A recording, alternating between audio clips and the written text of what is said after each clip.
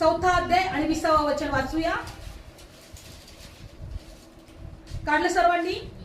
तरी तो देवाच्या वचनाकडे पाहत असता अविश्वासाने डळमळला नाही, तर देवाला गौरव देत असता विश्वासाने सबळ झाला.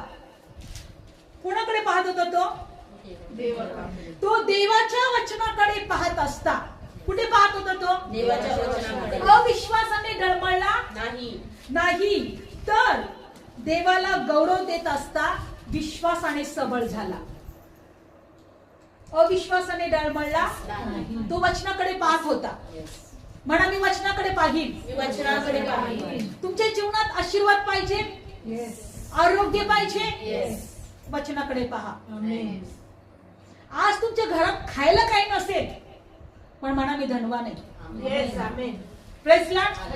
आज तुम्ही छोट्याशा घरात राहत असाल, पण म्हणा मी मोठ्या घरात राहणार. म्हणा, मी तुम्हाला सांगते, ज्या ज्या ठिकाणी आम्ही प्रार्थनेला गेलो, मी तिथं नेहमी त्या ठिकाणी मनात म्हटलेली आहे, हे घर बदलेल. ह्या घरामध्ये मोठ्या भिंती असतील किंवा मोठा छत असणार, आणि ते झालेलं होतं, झालेलं आहे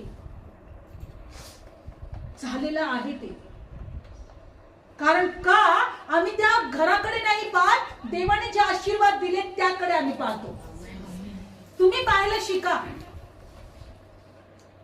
मी जेव्हा विश्वासात आले तेव्हापासूनच मी एक विश्वास ठेवला, माझी लेकरं सेवा करतील देवाची, ते देवामध्ये विश्वासामध्ये स्ट्रॉंग असतील आणि एक चांगल्या लेवलमध्ये असतील. मी जेव्हा मला वचन कळालं तेव्हापासूनच मी सुरुवात केली पाहायला की माझी मुलं कुठं असले पाहिजे, आणि त्या ठिकाणी नंतर मी पाहिलं तो वचनाकडे पाहत होता. तुम्ही वचनाकडे पाहायला शिका. बायबल सांगते की येशू त्याच्या जवळ होता, मुलगी मेली होती, पण त्याने वचनाकडे पाहिलं. भिवू नको, विश्वास मात्र कर. परिस्थितीकडे पाहिलं का? नाही. लोकांकडे पाहिलं का? नाही. जे डोळ्यांनी पाहून आले होते की मुलगी मेलेली आहे, त्या गोष्टीकडे पाहिलं का? नाही. मला एक गोष्ट खूप आवडते, आज आपण तुम्हाला नेहमी सांगते, मगाशी पण सांगितलं की आपल्या बापाने आपल्याला सगळ्या आशीर्वादाचे वारसदार करून ठेवलेले आहे.